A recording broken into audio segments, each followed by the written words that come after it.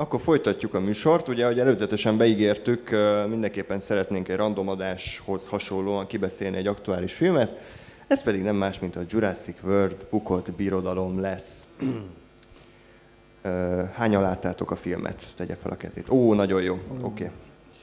Köszönjük, hogy felkészültetek. Így van. Ezek szerint hallgattok minket.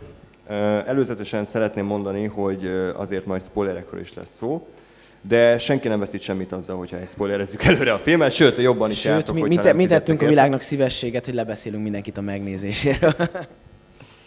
Na hát akkor vágjunk bele, Jurassic World Bukott Birodalom, tehát ugye 3 évet kellett várni erre a remek folytatásra. Ugye az eredeti film az 2015-ben robbant be a mozikasszákba, és szó szerint berobbant, mert ha jól emlékszem, akkor minden idők legnagyobb nyitó hétvégéjét produkálta bevétel szempontjából. Az emberek már nagyon ki voltak éhezve egy ilyen dinós őrültködésre, és kicsit hasonló volt egyébként, mint az Ébredő erő, hogy nagyon erősen az eredeti filmet próbálta meg újra alkotni, ugyanazt az érzést, ugyanazt a látványelemeket, a hangulatot, ezt a dinók csodálatát, és nem volt szerintem egy túlzottan erős alkotás, de még a nosztalgia ugye, hogy elvitte róla, te azt végül nem láttad, ugye, ha minden igaz. Jurassic World egyet nem. Igen.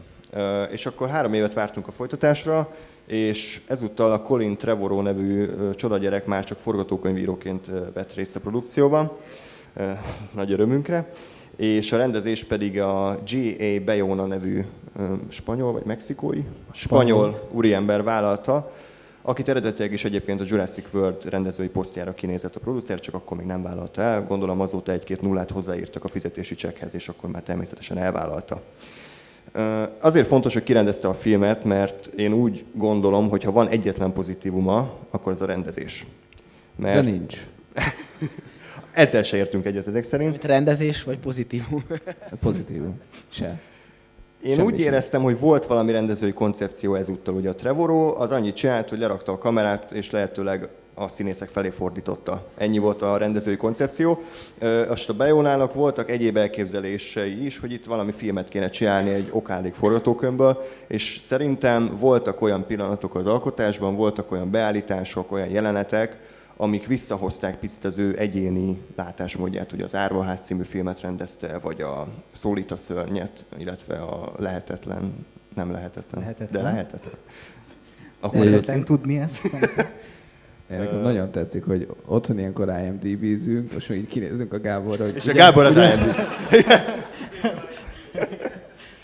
Úgyhogy viszont a forgatókönyv, tehát ez ami elképesztően rossz volt. Tehát hihetetlen dolgok történtek. Volt egy olyan jelenet, ami a Wall Street farkasából lett átemelve, és képzeljétek el...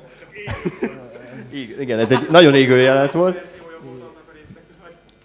Képzeljétek el, hogy a Chris Pratt be van nyugtatózva, a földön vonaglik, kitör a vulkán, ugye, mert az öreg Hammond az egy aktív vulkánra építette természetesen a több $100 milliárd üzletét, tehát arra nem vette a fáradtságot, hogy megnézze, hogy van-e ott vulkán. Várjál, én úgy emlékszem, legyünk annyira korrektek, hogy a vulkán aktivitásán meglepődtek. Tehát a hírekben... De ez nem úgy vagy, hogy hirtelen aktív lesz a vulkán. Jó, az meg, hát akkor fogjuk a helikoptereket, és mindent átviszünk a Margit Margit vulkán sziget. korábban nem volt aktív, és aktív lesz, ez mindig így történik, basszus. Tehát Jó, oké. nem csak azt mondom, hogy a híradóban bemondták, ez így nagyon hülye hangzik. Mostantól aktív lett a vulkán, úgyhogy akkor... Szóval bemondták a híradóban, megmondták, hogy aktív. Köszönjük. Igen, Trevorrow, ennyi.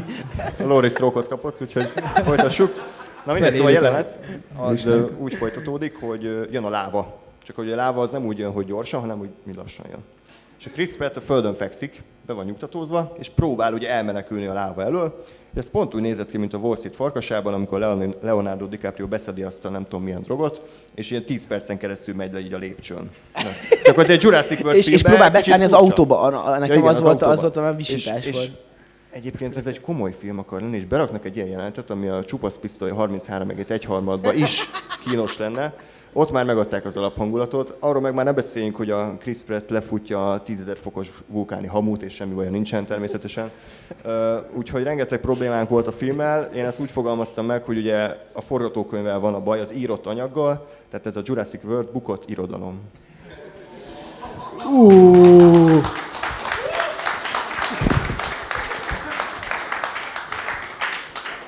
Erre direkt készültél, mi? Erre igen. Köszönöm. A szövegíróim jól dolgoztak. Jó Isten. Több írási munka folyt ebbe, az egy szarpoénban, mint az egész Jurassic World 2-be, úgy érzem. Ez így van. Gáspár, hogy tetszett a film? Mikor láttuk? Csütörtök.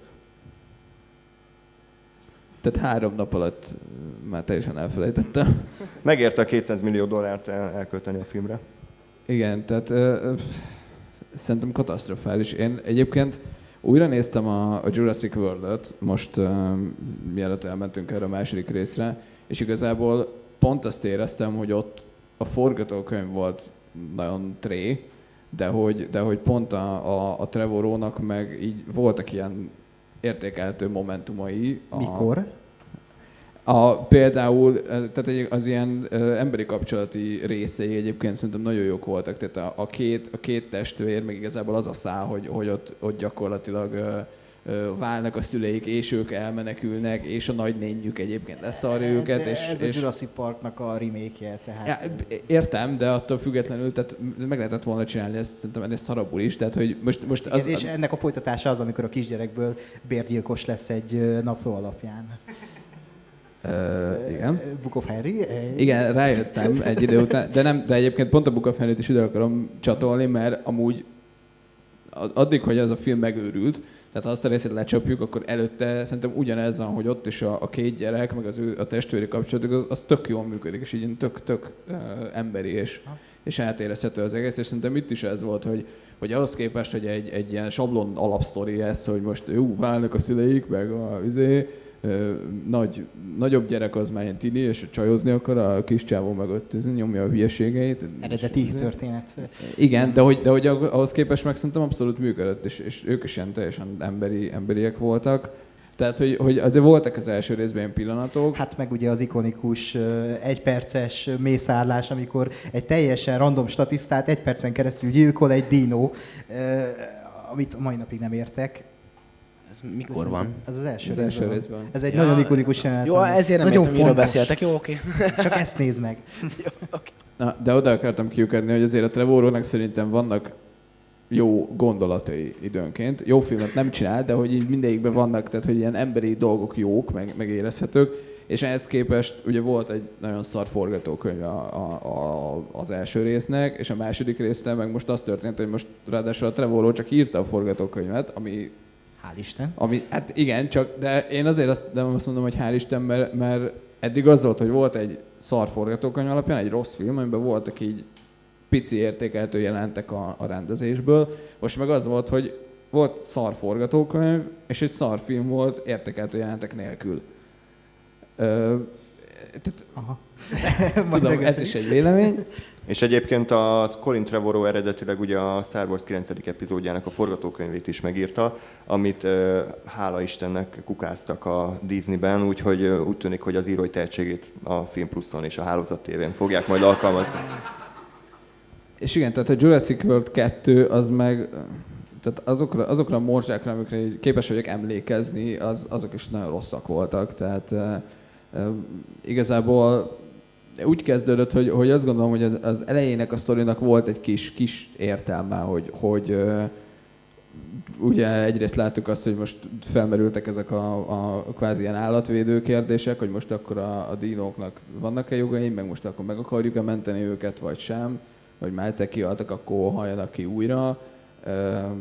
Ez így egy gondolat, meg az, hogy jó, akkor valahogy ki kell hozni őket erről a szigetről, és hogy ugye az a terv, hogy elvinni őket egy olyan szigetre, ahol aztán ők így külön léteznek, tehát hogy pont ezt az egész park, meg látványosság, meg mi ennek a neve? Az állatkert mellett volt és bezárt. Valaki tudja? Vidám Park. Köszönöm, Vidám Park. Tehát ezt a Vidám Park jelleget, ezt így húzzuk ki az egyenletből, és legyen az, hogy ezek az állatok ott külön állatként léteznek, és szerintem ez egy jó gondolat, csak aztán ez tartott 20 percig a filmben, és onnantól meg a tömény okádás történt részemről, a film meg úgy zajlott a vásznon. Nem tudom, tehát hogy szerintem katasztrofális az, hogy ezt próbálták meg sztoriként, mármint az innentől a következő részt próbálták meg sztoriként eladni, mert ez Tehát neked a film első fele tetszett, ami végül is egy kalandfilm, és a második fele ugye egy horrorfilm. mondhatni, egy ilyen családi horror. Nem, a film első fele úgy indult, hogy ebből még lehetne egy mondjuk nézhető valami, ami aztán elszaródott. Tehát ez a ami film addig soha egy nem... elveszett világ volt. Ami meg az elveszett világnak volt a remake-je, kvázi. Hát jó, de tehát, hogy Igen, csak hogy... az egy dolog, de attól még önmagában volt valami mértékeltő, de hogy valami volt. Az a jó ebben a filmben, hogy azt a gondolatot viszi tovább, amit már az első részben belengedtek, és már ott is nagyon kínos volt ez a harci raptorokat küldjünk a háborúba gondolat, ami ilyen 80-as évek slash filmbe illene, hogy a slasher filmbe, köszönöm. A harmadik részben szerintem már az lesz, hogy a raptorokon fognak lovagolni, és az iraki háborúban fog játszódni. Amiket belengedtek ebben a részben, ilyen orbitális masságokat, azzal egyetértek, hogy a film az tele van ilyen baromsággal, viszont azzal nem, hogy ez egy ilyen minősítetetlen szar, mert a második része a filmnek az kifejezetten rossz. Ijesztő. Kifejezetten ijesztő. A set dizájnja, melyik? A set dizájnja az gyönyörű. Ott tényleg azt látni, hogy Bayona a saját stílusával jött, és nálam nyert. Annak ellenére, hogy behozták ezt a licit versenyt ott a dinókkal, ami megint csak egy jó gondolat, de ugyanaz fogalmazódott meg bennem, mint a Szólónál, hogy ez egy tök jó film lenne, ha nem Szólónak hívnák, mert így nincs létjogosultsága. Ez is egy tök jó film lenne, ha nem Jurassic Parknak, Worldnek hívnák, mert ez a Jurassic Park érzés, ez nem jön át belőle, nem ezért Jurassic Park a Jurassic Park. Benne van ez az ember Istent játszik dolog, tökre erőltetetten. Rafe Spall alkotta meg azt a frenetikus főgonoszt, aki egy nagyon jó színész, de nagyon katasztrofális karaktert kapott, hál' Isten. Ugyanúgy, ahogy a papa, a nagypapa, akinek most nem jut eszembe a neve, Gábor, James Cromwell. Aha. Lockwood, igen. Vannak benne nagyon jó dolgok, az a birtokos rész nagyon jó volt, az első fele az elment, de az a baj ezzel a filmmel, hogy 5 percig aztán utána hogy így nézed, és így néha ezt jó. A poszterre írjuk majd fel, jó? Nem, szerintem egy audio kommentárt adjunk ki, ami csak elszél. Igen.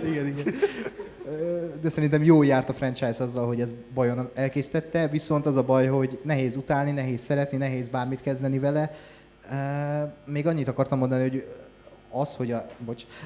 hogy a rendezés ezen legalább látszott, hogy meg van rendezve. Van egy egyedi stílusa, nem mint az első rész.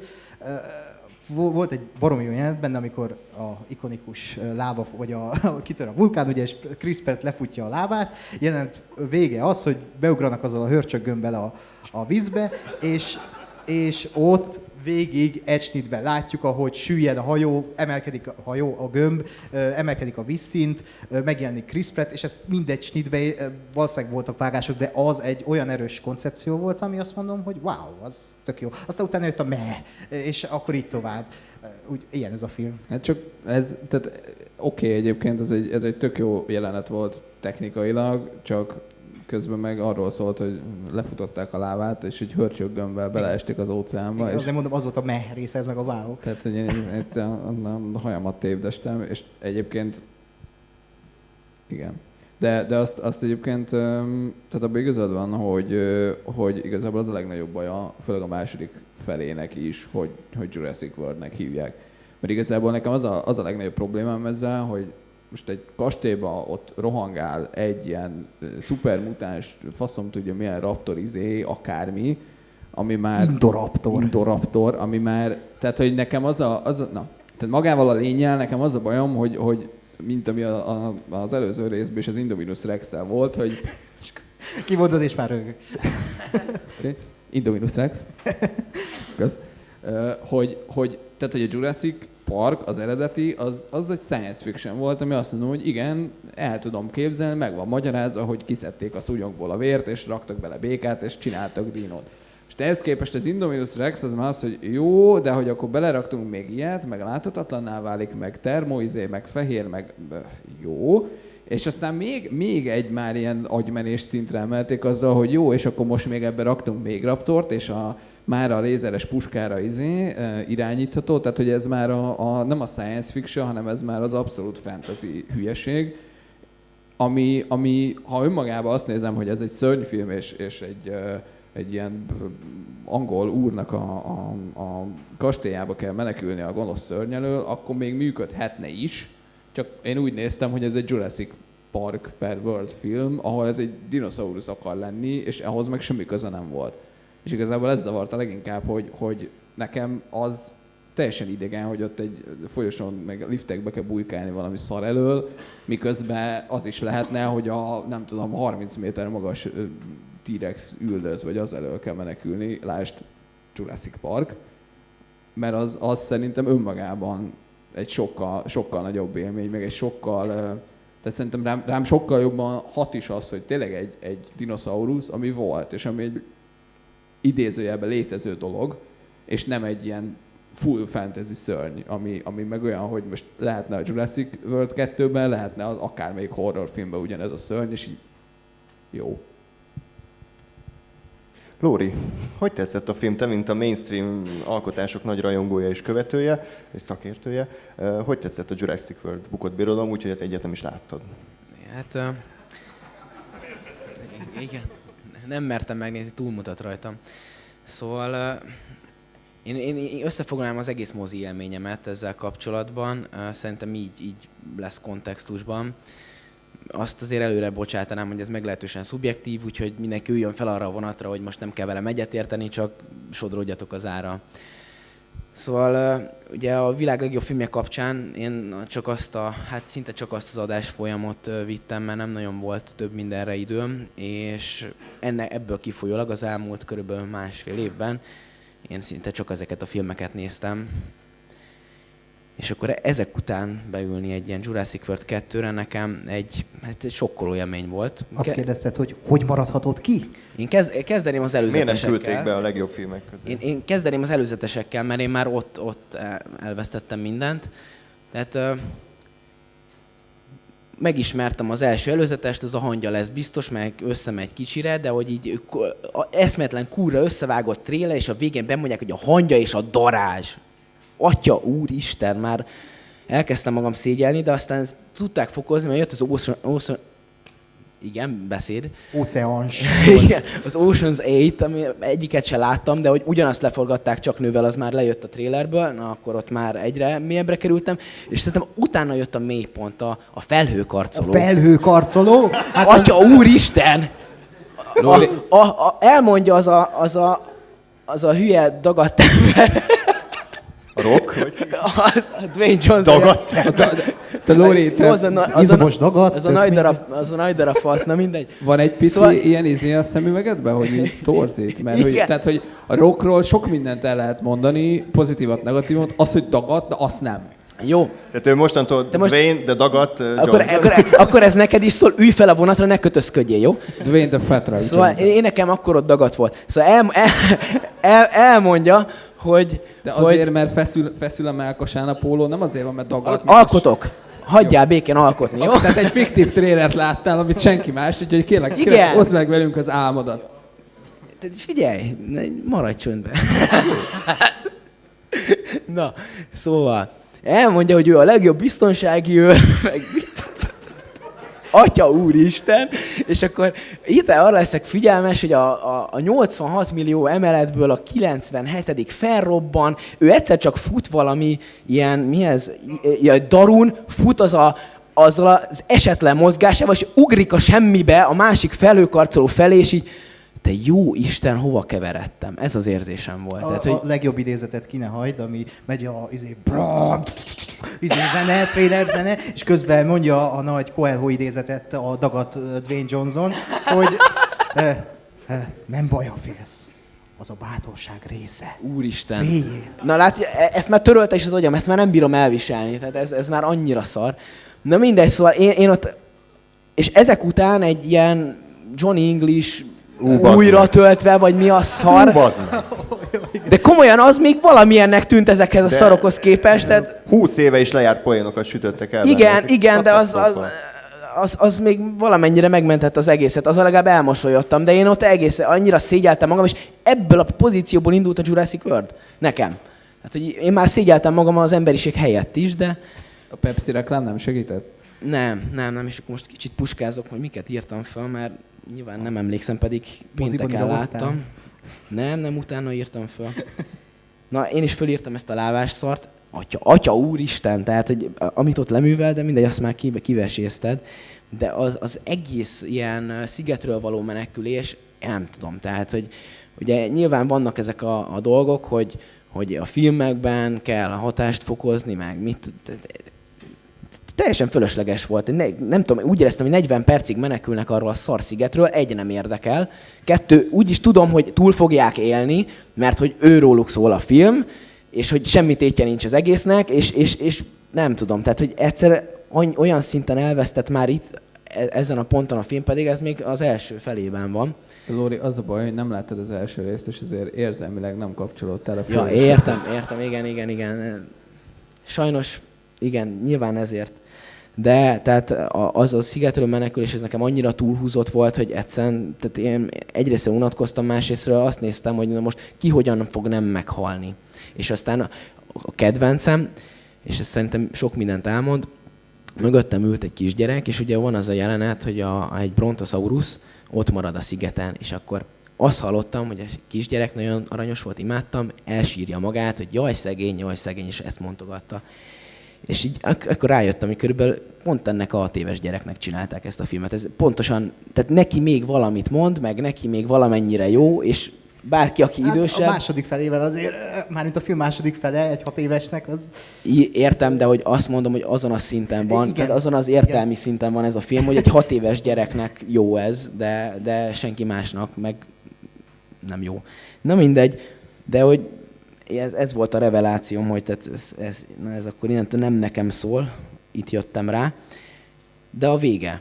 Ugye nagyjából egy keretben van a film, fölvetik az elején, hogy jaj, van-e jogunk dönteni a dinoszauruszok felől, hogyha már élnek, akkor hogy most meghalljanak-e, vagy ne, erkölcsi dilemmákat veszeget a film, aztán végig elfelejti ezt az egészet, menekülünk, meg ármánykodunk, meg mindenszer, és a végén meg megint valami oda cseszett ilyen erkölcsi monológba, amit kb. Fel sem bírtam fogni, mert annyira leszívott a film, valamit mondanak. Már nem is emlékszem, mit, de hihetetlen élmény volt, hogy ez a film ez valamit akar üzenni ezek után. Nem tudom, én nekem ez így sok volt és erős volt.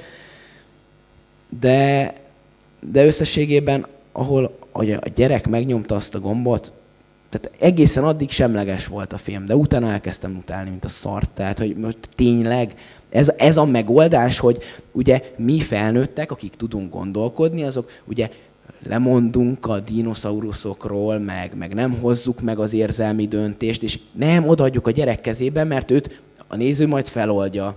Hogy hát csak egy gyerek, igen, csak a gyerek rászabadított az emberi társadalomra X húsevő dinoszauruszt, aki meg fogja zabálni az embereket, és ezzel rohadtul nem foglalkozunk. Nyilván amiben felvezetik a filmet, hogy majd milyen lesz, hogyha egy olyan világba kell élni, ahol párhuzamosan élnek az emberek meg a dinoszauruszok, igen, szar lesz, de hogy ez önmagában egy érdekes, meg science fictionnek valamennyire nevezhető, de a felvetés az érdekes lehet, de az annyira szar volt, hogy így oldották meg, hogy konkrétan a gyerek az eldönti, hogy rászabadítja az emberiségre a dinókat. Nem tudom, nekem ott felrobbant az agyam.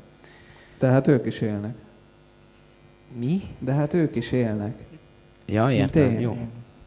Nem tudom, én nem vagyok hajlandó felelősséget vállalni ezért a filmért. Ezt én nem tudom, mindenkit megvernék, aki valaha készítette Nekem ezt erről a az filmet. jutott eszembe egyébként, hogy ebben a filmben úgy kezelték az egyik raptort, aki már az előző részben is volt, ugye már nevet is adtak neki, mint egy ilyen kis állatnak, hogy kék. Úgy kezelték, mint a Majmok bolygója rebootban Cézárt, hogy így a kék az így a végén ott van, és a naplemente ott van egy város, és csak ő most a kolóniáját felszabadítja, és ő lesz Mózes a dinoszauruszok számára kék. Egy raptor, közben megjelent a kutya. Top 10 filmes kutya. Igen, biztos ő is kék. Meghallott, hogy kéknek nevezte. Tehát ez, hogy ilyen tényleg kutyát csinálunk a dinoszauruszokból, az valahogy nekem ilyen, amit már beszéltünk az előbb, nem Jurassic Parkba való, és nem ebbe a franchise-ban, nyilván ez a Jurassic World, nem a Jurassic Park, de nem tudom, mit akarnak ezzel az egész. Az, hogy a végén az történt, ami, most félig spoiler, félig nem, az szerintem egy hülyeség. Nem, én attól féltem, hogy a főszereplő fogja meghozni ezt a döntést, akkor az úgy nagyobb facepalm lett volna, ha most így rábízzák a főszereplőre ezt a döntést, és... De nem ellenezték azt a döntést, tehát teljesen úgy adtak, Nem, hogy megnyomta a de gombot, ezt a kiengedte nézők- a húsevő dinókat, semmi Igen, van, de menjünk haza. nekem, mint nézőnek, ez nem volt szimpatikus, hogy dinókat eresztenek rá a civilizációra. A film nem is sugalta, hogy akkor sugalta, amikor ott elégett a porban a dinó, hogy jaj, szegény, és ennyi elég ahhoz, hogy én azonosuljak ezzel az állatjogokkal, hogy ők is élnek, meg mit tudom én. Hát, basszus. De igazából, tehát a film végével szerintem több rétű probléma van. Igen. Egyrészt ugye maga az, hogy ahogy kiengedik ezeket a dinókat, azt szerintem ez egy nagyon írói megoldás, hogy tényleg az, hogy tudjuk, hogy mert kiadta nem tudom, a stúdió, hogy az legyen a vége, hogy elszabadulnak a világban a dinók. Jó. Eljutunk bizonyos pontig, ott azt mondjuk, hogy hát most igazából megnyomhatná valamelyik felnőtt főhősünk ezt a gombot, csak nem nagyon tudtunk nekik olyan motivációt írni, ami miatt az indokolt lenne, meg akkor, tehát hogy az tényleg nem reális, hogy felnőtt emberek gondolkodás után úgy, hogy túlélték az első részt, és látták, hogy mi van, hogyha az emberek közé szabadulnak a dinoszauruszok, nem fogják megnyomni a gombot. Én ott egyébként, amíg még nem mentünk tovább ezen a jelenetben, ott azt gondoltam, hogy na, itt most bevállaltak valami jót, hogy azt mondja teljesen logikusan és következetesen a két főszereplő, hogy hát szar, meg igen, én egyébként ilyen dinójogi céget toltam, hogy a főhős Claire, de hogy mérlegeltem a dolgokat, és azt látom, hogy hát nagyobb szar, hogyha kiszabadulnak a dinók, úgyhogy akkor itt most hagyjuk őket meghalni. Ott úgy voltam, hogy na, bevállalt valamit a film.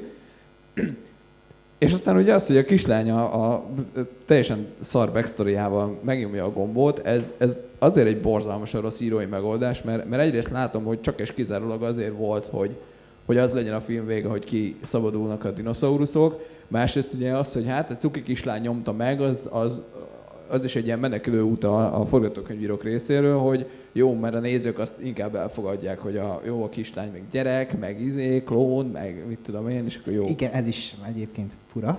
Jó, akkor azt elfogadjuk, hogy megnyomja, vagy kevésbé fogjuk őt utálni, csak ez attól függetlenül egy nagyon szar írói megoldás. A másik bajom a film végével az, hogy ugye itt feldobtad ezt, hogy olyan világ, ahol a dinók meg az emberek léteznek egyszerre. Csak ezzel az a bajom, hogy ennek a sztorinak a következő lépcsőfoka az csak és kizárólag az, hogy ezeket le kell vadászni.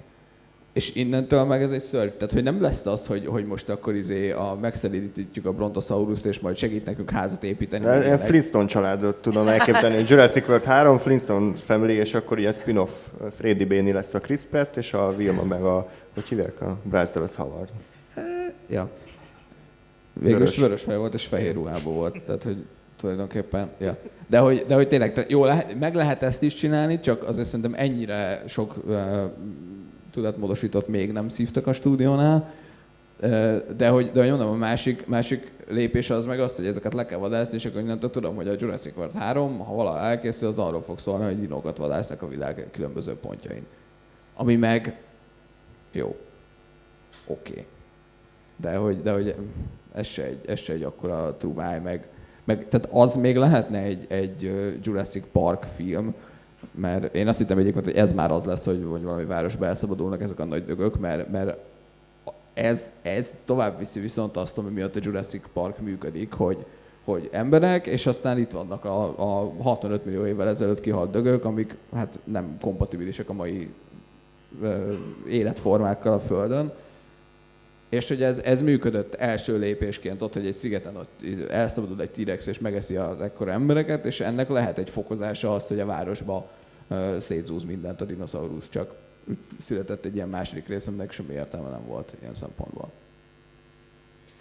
Igen, úgyhogy szerintem le is zárhatjuk lassan ezt a rovatot. Én annyiba tudnám összefoglalni ezt az egészet, hogy a Bukott Birodalom összefoglal mindent, ami jelenleg probléma a hollywoodi blockbusterekkel. Tehát minden csak és kizárólag a látványnak rendelnek alá, hogy a trailerbe bele tudják rakni az összes akciójelenetet, amire elköltötték az összes pénzt, de normális karaktereket nem sikerült írni. Tehát az eredeti Jurassic Parkban is botegyszerűek voltak a karakterek, de valahogy olyan színészek játszották el őket, annyira szerethetőek voltak, stílusosak voltak, emlékezetesek, hogy mindezt elfelejtettük, és ezzel nem foglalkoztunk, és rögtön a szívünkbe zártuk Alan Grantet, meg a Ian Malcolmot, meg az Elite, meg az összes karaktert. És annyira nem sikerül ezt nekik 2018-ban újra hasznosítani, hogy ez valami elképesztő. És ezért untad, Lóri, mert nem volt semmi érzelmi kötődésed ezekhez a figurákhoz, abszolút nem érdekelt, hogy meghalnak-e vagy sem, csak és kizárólag azért voltak ott, mert a Chris Pratt az egy akkora sztár, hogy behoz embereket a moziba. Mondjuk Chris Pratt, tehát én abból a szempontból megvédeném, hogy ez a Jurassic World, ha valami működik a Jurassic Worldben, az Chris Pratt, mert Chris Pratt szerintem a mai Harrison Ford. Ő neki van egy olyan karizmája, ami szerintem sok színésznek nincsen a mai Hollywoodban, és itt is voltak ilyen verekedős jelenetek, amikor ő így verekedett, és azok tök jól meg voltak komponálva, mert nem rángatták a kamerát, nem vágtak, hanem így végigment a kamera verekedése, tök jó volt, de ott volt egy ilyen Indiana Jones érzésem, hogy basszus, ennek a csávónak egy normális kalandfilmet adjanak már, mert Chris Pratt egy akciósztár, egy ilyen kalandsztár lehetne, mint Harrison Ford. Hát ugye majd 90 évesen Harrison Ford jövőre kezdi forgatni az Indiana Jones, meglátjuk, hogy kire hagyja az örökséget. Azért nem véletlen mondtad a Chris Pratt nevét, és nem a karakter nevét. Mert ugye a karakter nem volt, hanem Chris Pratt volt. Tehát a filmben hívhatták volna Chris Prattnek, és teljesen mindegy, hogy most Owen vagy mi a fasz. Ő Chris Prattet játszotta, és minden filmében ezt játsza, ami nem baj, mert neki legalább ténylegesen van egy kisugárzása, viszont ez forgatókönyv szempontjából viszont szerintem egy egyes alárszintet érdemel. Jó, hogy mondtad. Köszönjük a hozzászólást. Ezt tökre kifelejtettük. Rohadtul idegesített. A comic relief Nagyon gáz karakter, aki kell minden Jurassic Parkban. Úgyhogy igazából nem nagyon ajánlanánk a filmet, enkoros letöltés se érdemel, mert a sávszélesség meg az áram az drágább, mint amennyit ez a film érdemel. Úgyhogy még azt mondanám, hogy talán az első Jurassic World is jobb volt ennél egy picivel. Meg tehát, hogy amit mondtál, hogy tényleg egyáltalán, beszéd megint, szóval, hogy egyáltalán nem érdekeltek a karaktereknek a sorsai, illetve másrésztről még azt, ami történt a filmben, azt annyira túlhúzták, de mindent. És például emlékezzetek vissza a nyitó jelenetnél.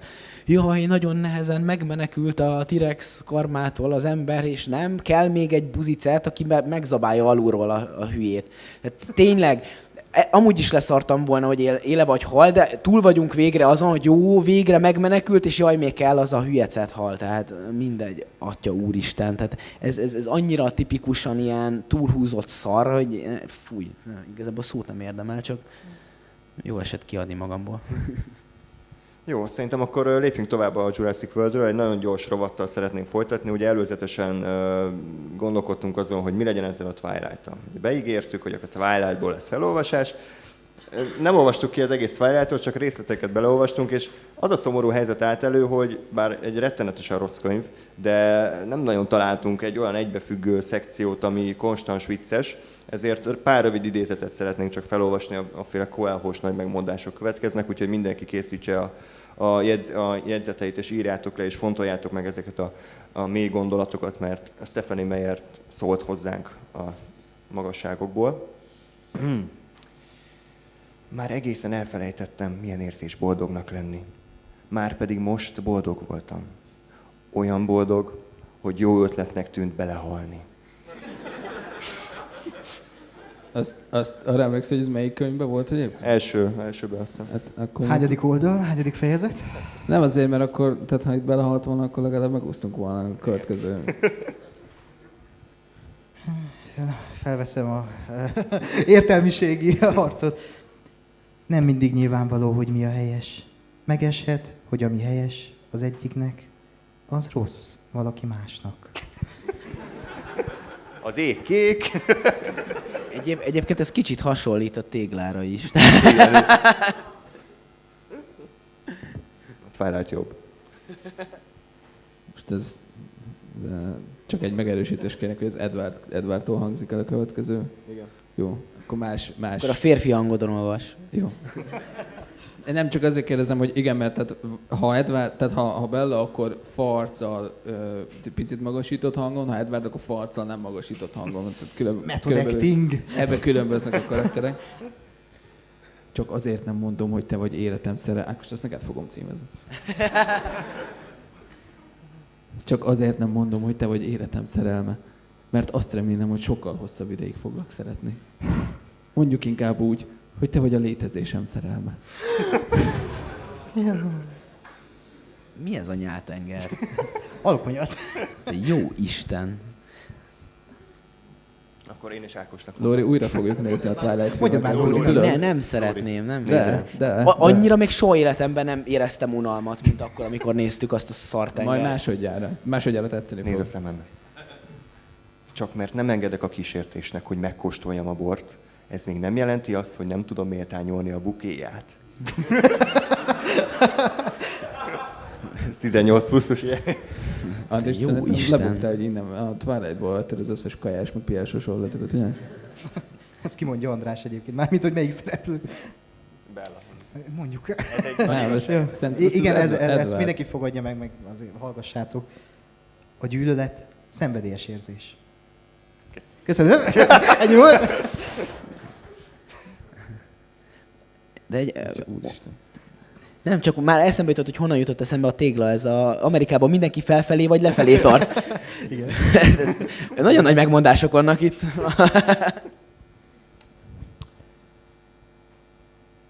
Ez Bella? Fontos információk. Igen, ezek. Hát elő kell adni ezeket a gyerekek, tényleg. A szemét hagytam utoljára, mert tudtam. Ha egyszer belenézek, alig ha nem elveszítem gondolataim fonalát. Most egy vicces lesz. Egy vicc, szó szerint egy vicc. Tudod, hogy hívják a szőkét, akinek esze is van? Kérdeztem, majd levegőt sem véve folytattam. Golden Retrievernek. Igen, köszönöm. Ez a kínos csönd, ez az, Pont, ezt pont. szeretjük. Jó? Senki ne szólaljon meg egyáltalán. Lóri arca abszolút elárult mindent. Az utolsó következik. Egész éjjel egymást bámultuk, arra szegezve a szemünket, amit egyikünk sem lett volna képes elveszíteni. A másikra. Szerintem tapsoljuk meg Stephanie Meyert még.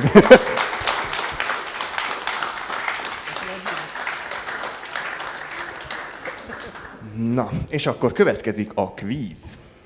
A kvízről azt kell tudni, hogy itt vannak ilyen lapok, kvízlapok. Azt szeretnénk, hogyha esetleg csapatokba rendeződnétek, ahogy kényelmes, 3-4 fős csapatokba, a papír tetején majd lesz egy csapatnév hely, oda találjatok ki valamit, tök mindegy. És mennyi kérdés van? Sok kérdés van, ezeket majd a projektoron lesz, meg fel is olvassuk, és a győztes csapatot pedig díjazzuk, nagyon értékes ajándékokat fognak kapni. Úgyhogy akkor arra kérném így a kollégákat, hogy akkor most osszuk ki a papírokat, tegyétek fel a kezeteket, vagy valami, aki szeretne játszani. Vicces lesz egyébként, előre mondom, úgyhogy akkor mehet is. És nem tudom, tollatok van-e, akinek nincs tolla, az is tegye fel, nem tudom, mind a két kezét tegye fel.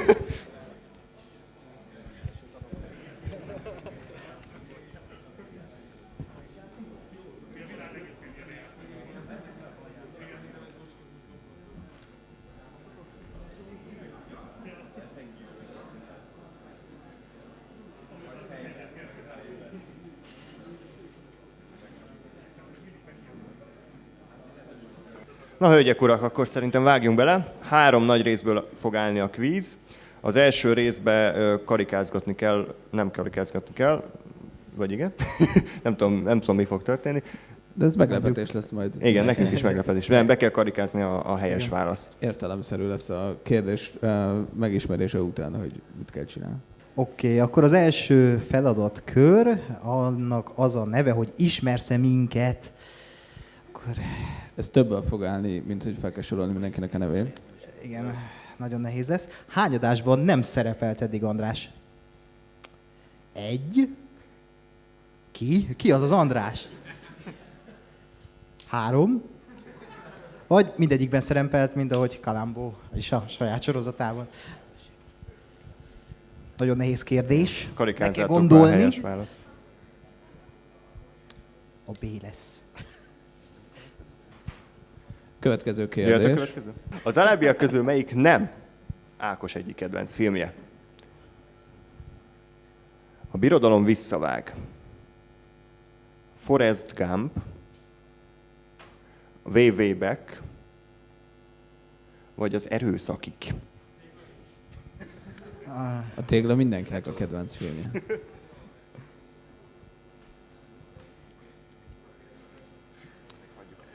Ez nem könnyű. Nagyon nehéz. Akkor megyünk tovább. A harmadik kérdésünk. Lóri melyik hangszeren játszik? Dob, zongora, triangulum, vagy Benedict Cumberbatch? Bocsánat, hegedű természetesen. Egy rituális triangulumozást el tudok képzelni. Ezt mondjam én, vagy Oké, akkor a következő kérdés, ha mindenki megvan. Nehéz kérdés ez is, úgyhogy. Gáspár mivel szokott játszani adás közben? Jó, nem illik rosszra gondolni, jó? És most mindenki fogja be a fülét, most jönnek azok a alternatívák. Nem véletlenül van ABCD válasz lehetőség. Így van. World of Warcraft, Hearthstone, League of Legends, vagy Lóri idegeivel. Ez beugratós kérdés. Hát ennyi. lehet, nem tudjuk. Nekem van egy tippem. A következő feladatkör jön. Nem tudom, valaki kitalálja, hogy mi látható így a képen, ha összeolvassátok a képeket? Majdnem. Ott is vannak ilyenek. Angol címre is érdemes gondolni. Igen. Ugye az első az a Soul, a második a V, a harmadik meg az Intercity IC, tehát Soviets fog következni. És ebből még sok lesz. Ugye? Így van. Azt hiszem a karrierünk csúcsa, hogy ennél a slide-nál a Black Sheep és Töröske Gábor kórusban zött fel. Úgyhogy Szintet léptünk, úgy érzem. szép volt. És egyébként filmcímekre kell majd asszociálni a képek láttán. A világ legjobb filmjei mind a beküldött alkotások. Igen, és mindenki vegye be az Algoflexet, mert most elég durva dolgok Durvák jönnek. lesz. Vajon mi lehet ez? Kik láthatók a képen? Ismeritek ezeket az embereket? Mármint, hogy Nem filmekből... személyesen, a névről. Egyébként tegnap pacsiztam egyik. Ennyire nem mély a feladat. Nem. Ugye a második Azt mondom, Batman v úr, Supermannek Max von Sydow. Max. Fon. Hát, Egy Gábortól valaki kérdezzük. Még menjünk, vagy gondolkodtok, vagy mehet a következő? Semmi. Oké. Oké. Hát igen. Egy újabb mérföldkő, középen a kedvenc sorozatunkkal. Az első slide vagy az első képen a vészhelyzet stábja látható, nem tudom, hogy mennyire lehet mondjuk a hátulról látni a fényvészhelyzet. George Clooney-t mindenhonnan látni szerintem. És a vészhelyzet eredeti címe ugye Emergency ER. Igen. Har- Valaki rájött. Nagyot koppant valami, úgy érzem. Nyugodtan, aki rájön, az nyugodtan szintén eresszen el maga, vagy hangot, mert akkor tudjuk, hogy legalább valaki megfejtett. Középső ugye Ed Harris. Köszi. Még sok. Még van. Jöhet a következő. Okay. Tényleg nagyon jó élmény, hogy meghallani, hogy ott is rájött valaki, ott is rájött. Ez Ultra nehéz lesz. jön, igen. Nem tudom, az úriembert az első képen ki ismeri. Miami Vice-hoz köthető. Így van. Minden egyes ilyen megszólalás nekünk köszönök. Ezért már megérte eljönni. Egyszer legalább mi okoztuk Gábornak a kínos élményt. Ákos, ez annyira rossz volt, hogy a Gergő kivonult. Köszi, Gergő. Szerintem a szünetben sok alkohol fog elfogyni ezután a rovat után. Ez könnyű. egy könnyebb feladat. Mindenki ismeri az első képen látható színészt? A Deadpool, igen, végül is. A Deadpool magyar hangja. Mehetünk. Ez is egyszerű. Ez is könnyebb szerintem.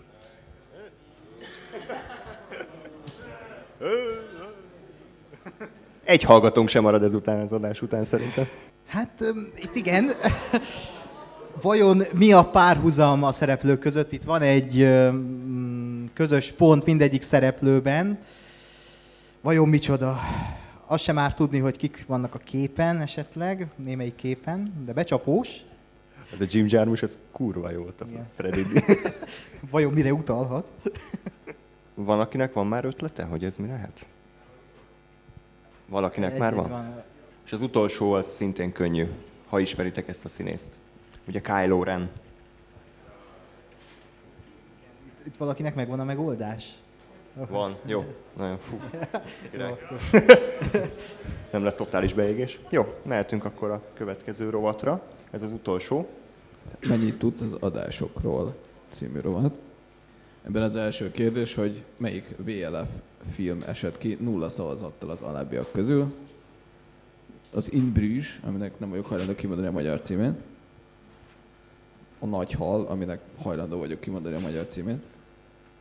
A Prestige, vagy a Jay és Néma visszavág. Ezt én se tudom. Tehát, hogy egyikünk se szavazott rá az adás során. Jó, jöhet a következő.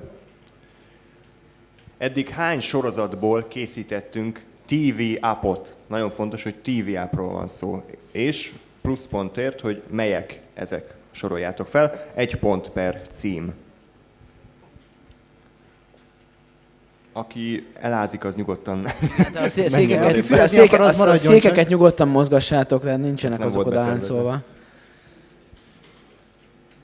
A Jurassic World készítői azok bolykottálják az eseményt. Kitört egy vulkán, egy hamu. Savas esőt küldenek ránk. Király. Következő kérdés. Melyik adásban szerepelt először Filmbarátok tag? És ki volt ő? Ez régebben volt még, nem? Hát még a 100. adás előtt. Igen. De a 100. adás előtt volt a 130. is. Időutazás. Tehát melyik adásban szerepelt először, és ki volt ő? Azt, hogy melyik adás, az elég, hogyha a címét tudjátok, nem kell, hogy pontosan szám. Jöhet a következő kérdés. Melyik színészről készítettünk megemlékező adást? Tehát miután elhunyt, utána mi készítettünk az életművéről egy megemlékező adást. Írjátok le a nevét. Hogy? Pár éve. 16 talán, hogyha jól emlékszem. 14 talán. Nem? Ba- Nem 14? Veszünk össze. Nem, 15 szerintem. Legyen Vonjuk 16. át. Gábor? Egy komikusról van szó egyébként. Hát a Maiden album az 16-ban jött ki, és gondolom előtte írták a dalt, mert ott is van egy megemlékezés róla. Következő kérdésünk. Soroljátok fel 3 kihalt, azaz minimum 1 éve nem készített adásfajtát.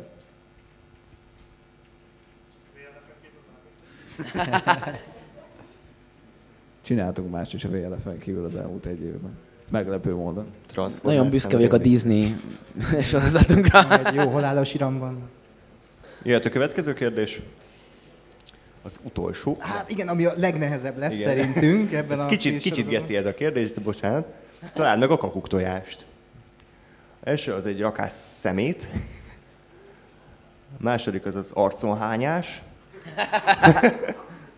A harmadik az a tégla.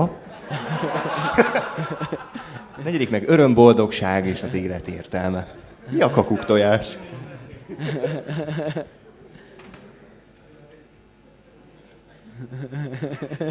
Hagyunk 5 perc gondolkodási időt. Vajon mi lehet?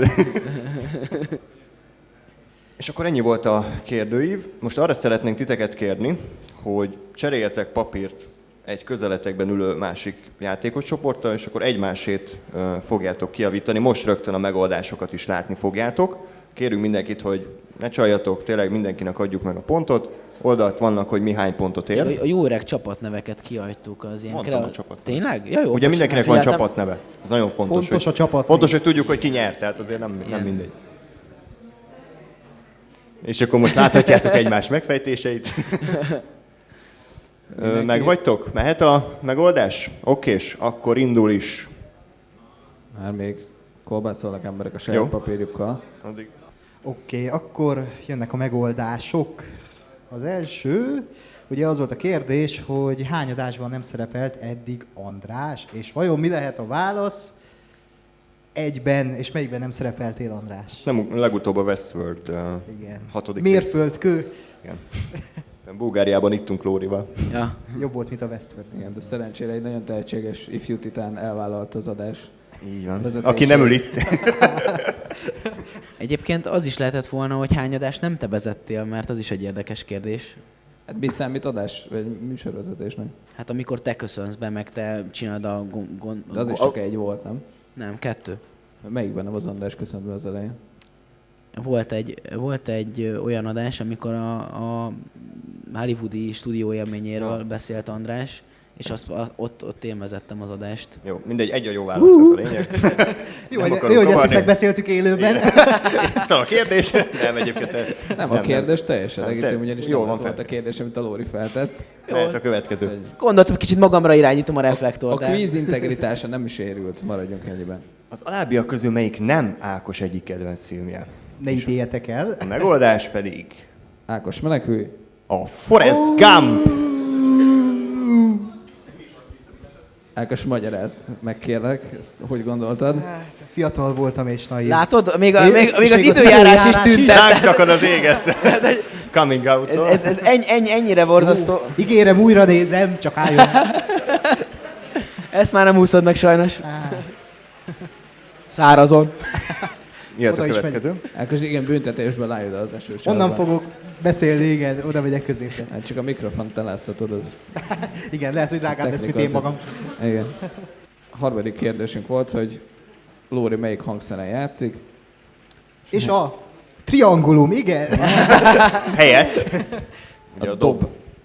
Ezt a Whiplash kapcsán is többször ugye kifejtetted. Hát igen. Ja. Köszönjük. Jöhet a következő kérdés. Gáspár mivel szokott játszani adás közben?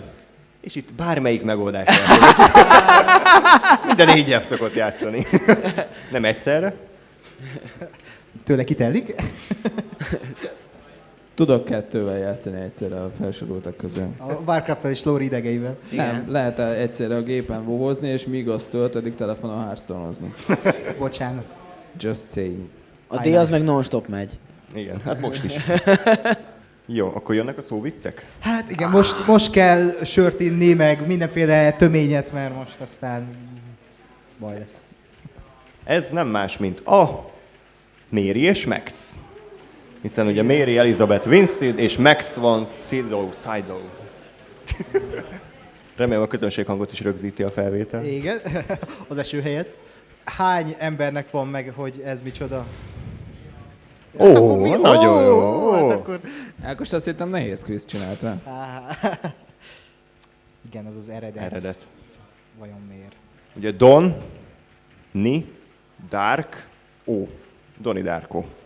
Igen, az egyszerűbbik kérdés, vagy képszó. Ez kinek van meg? Jó, Jó, oké. oké, akkor vettük, hogy ez nagyon egyszerű volt ez a kérdés. Nagy hal.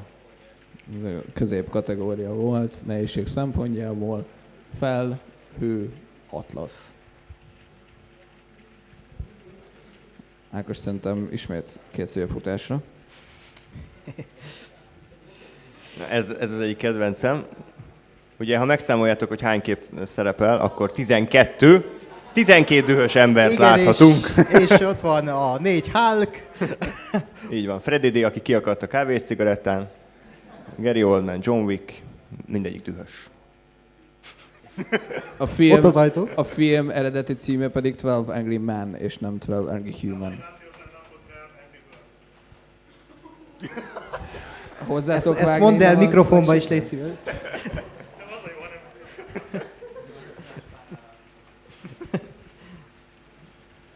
Ádám almái.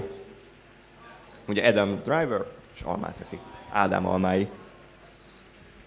Igen, a következő kategóriánkban pedig ugye melyik VLF film esett ki 0 szavazattal az alábbiak közül. Ez volt az In Bruges. Durva. Igen is. Egészen elképesztő egyébként.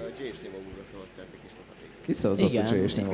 Én szavaztam rá. A sötét lovaggal szemben is vállalom. A J és Nima Bobra Lóri A szavaz. mai napig vállalom. Tehát ez... Oké. De.